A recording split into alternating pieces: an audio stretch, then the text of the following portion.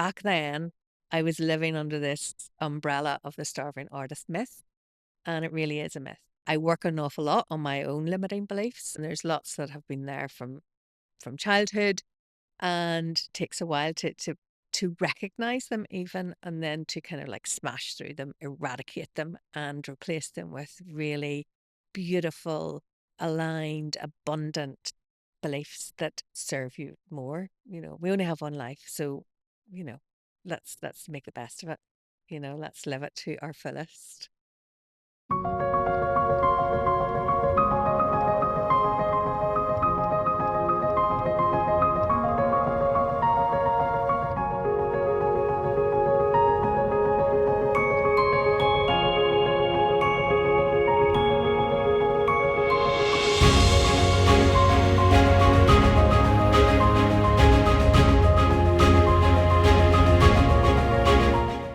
Hi, I'm Ciara Gilmore, and welcome to Light Between the Layers podcast, where we'll be talking about all things art business, and manifesting. What made you decide that you wanted to start a podcast? Oh, that's a very good question. Did I really want to start a podcast? I'm not so sure that I did, because I am incredibly shy and incredibly introverted, and I'm not even sure why I'm sitting here right now. But some things just intuitively come to me, and it's a bit like how I started off in abstract art. I was getting this message intuitively to paint abstractly, to paint light and energy, and I received this kind of like information or intuitive nudges, shall we say, that I needed to speak a little bit more out loud in front of the camera, not hidden behind my art, to help share what it is to be an artist these days, and how we can live a really expansive, wealthy, fulfilled life as an artist these days, and gone are the starving artist days. And so I've been feeling that I need to talk about this more. I've had a feeling that I need to share my experiences more, and that I need to share what I know to help other creatives be able to like experience the wonderfulness of being an artist, a creative who actually does really well, makes lots of money.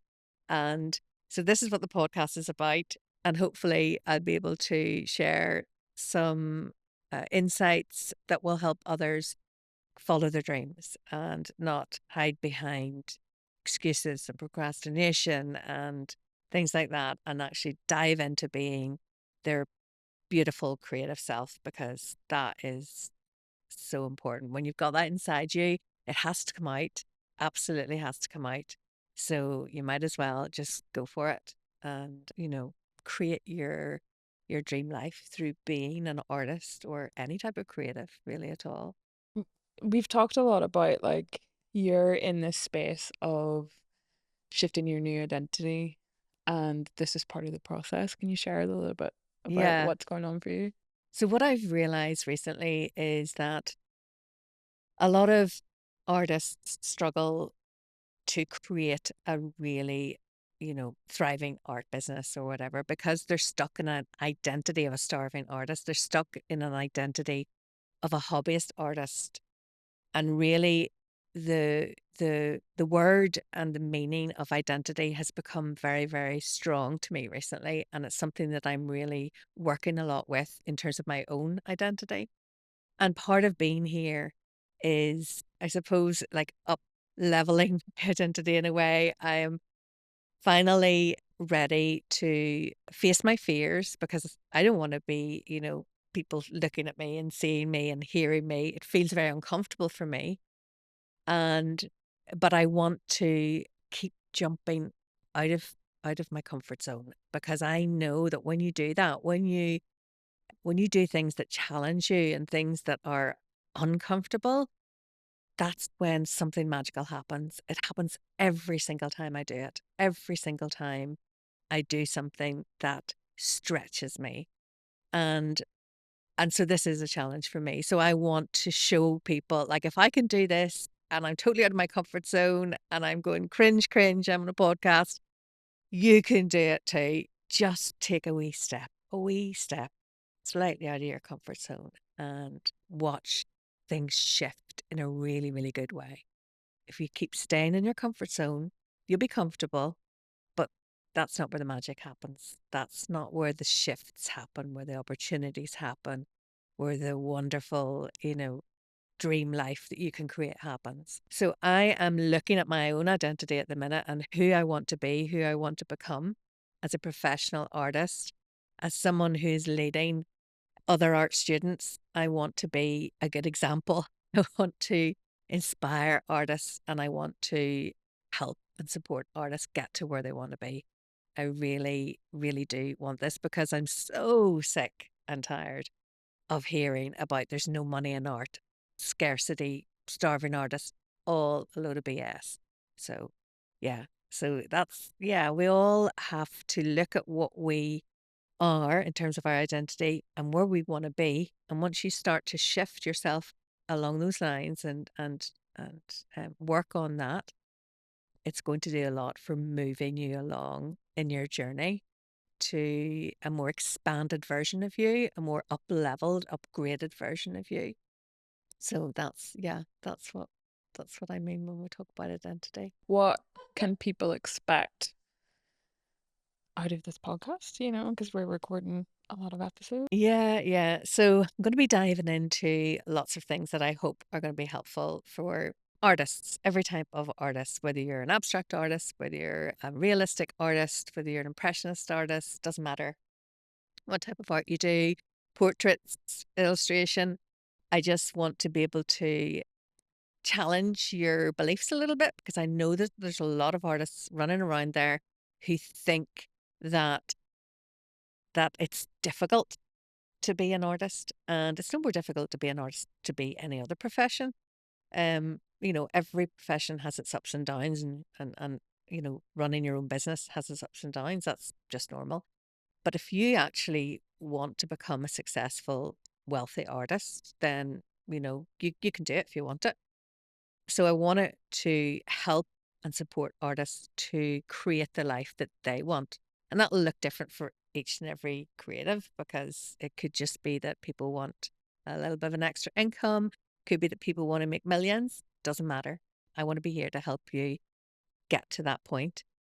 And I also want to help artists in terms of, intuition and using that beautiful creative flow that we kind of like experience when we paint.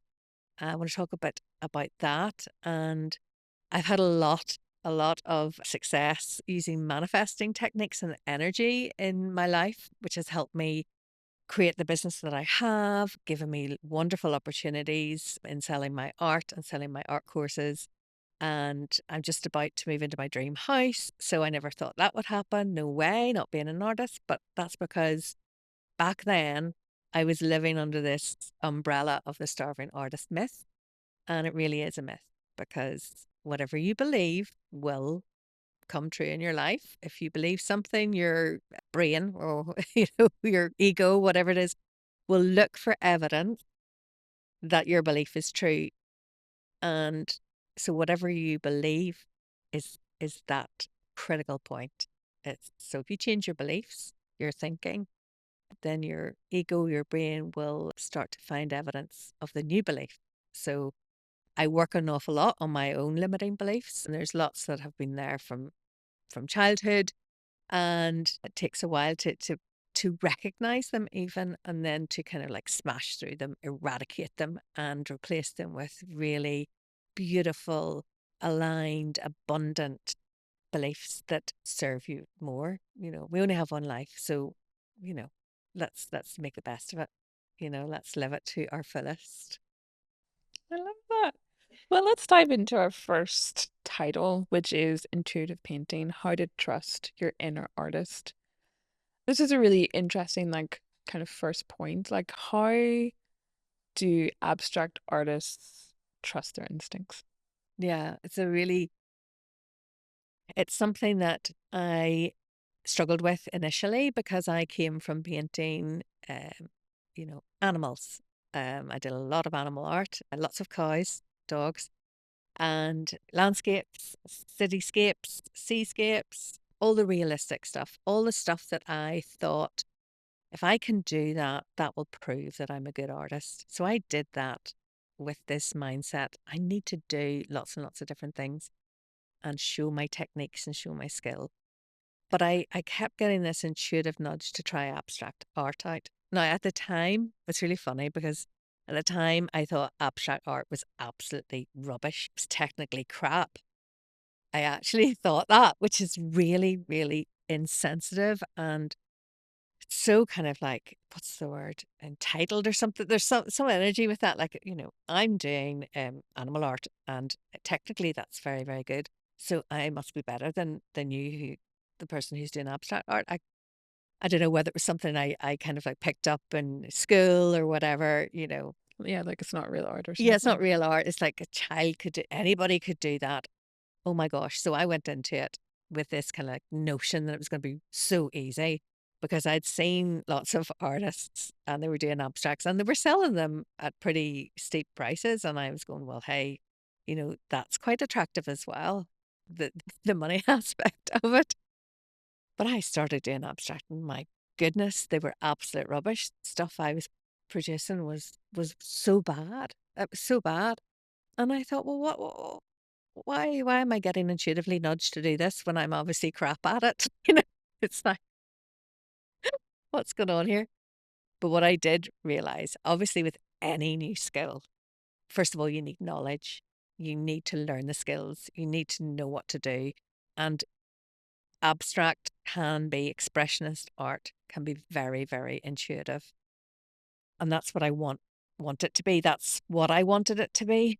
And so I did start to get a bit better and I was using my intuition because I'm a very spiritual person and I've got a background in Reiki and energy work and reflexology and all those kind of complementary healing modalities.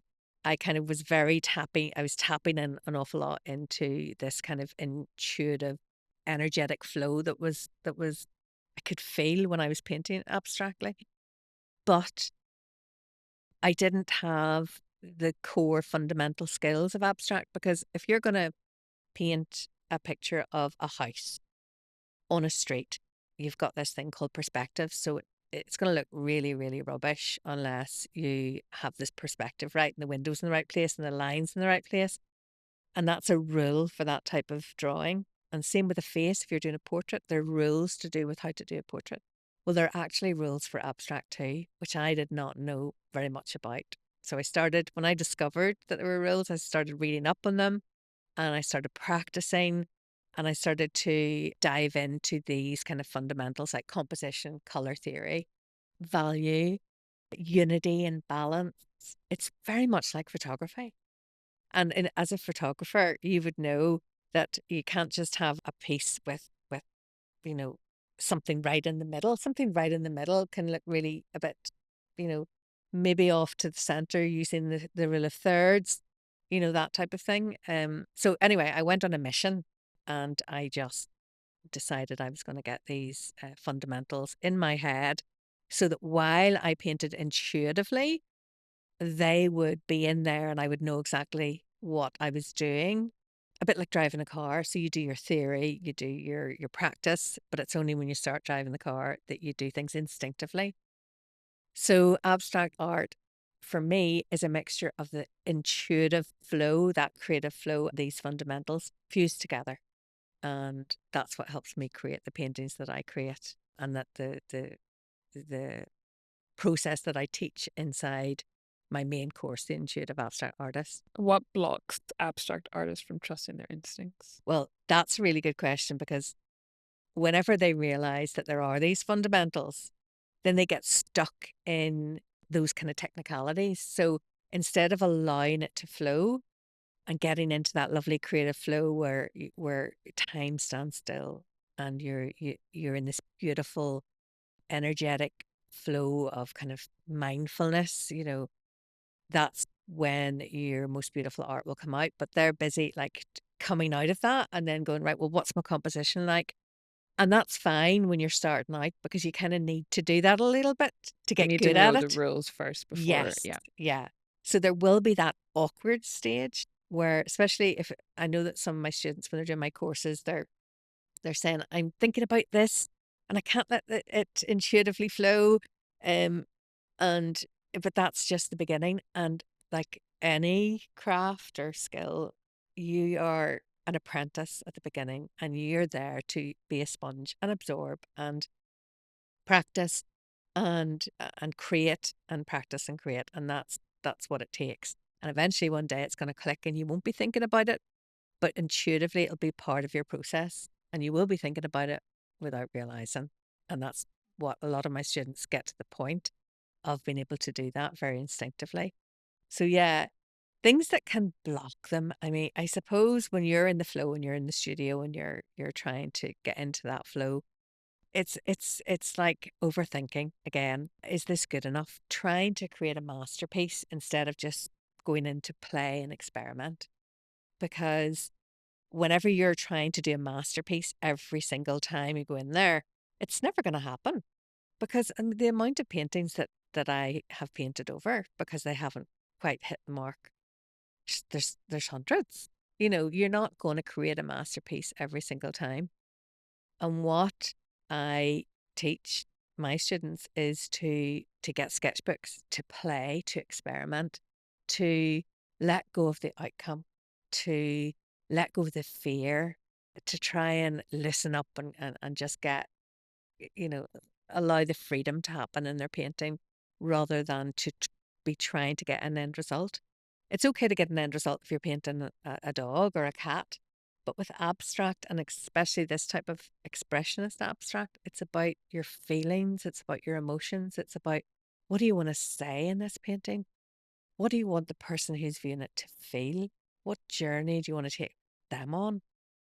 What experience should they have when they look at your painting? You know, and whenever you're painting from your soul and your energy, that kind of that like seeps into your painting anyway, whether you like it or not. And that's a wonderful thing. But yes, sometimes when people are switching over from realistic art to abstract, it can take a little bit of time to kind of let go of that very kind of perfectionist kind of quality and letting go and being messy and being fearless is can be quite difficult. So it's coming from your head and going Yeah, into your heart and yeah. then like come through. And is it possible to attain that kind of stuff even when you're starting out to be in flow, or does that come later as you develop your painting practice? Yeah, no, it can. Yeah, yeah. There's some people who just go in and just do it. It depends what you've done before. It's funny because a lot of people who have not done any art really and start off with abstract, they get into that pretty quickly because they haven't been doing the realistic stuff beforehand. So, I mean, I came from a very realistic painting background into abstract. So it took me a while. And you had to shed all those beliefs that you had around abstract art as Oh, well, yeah, which I'm yeah, sure was a blockage for you then. yeah, yeah, yeah. It was, yeah. And I think once I realized abstract art isn't easy, that's when I respected it. Thank you so much for listening. And I'm so excited for you to be in this journey with us. And I'll see you in the next episode.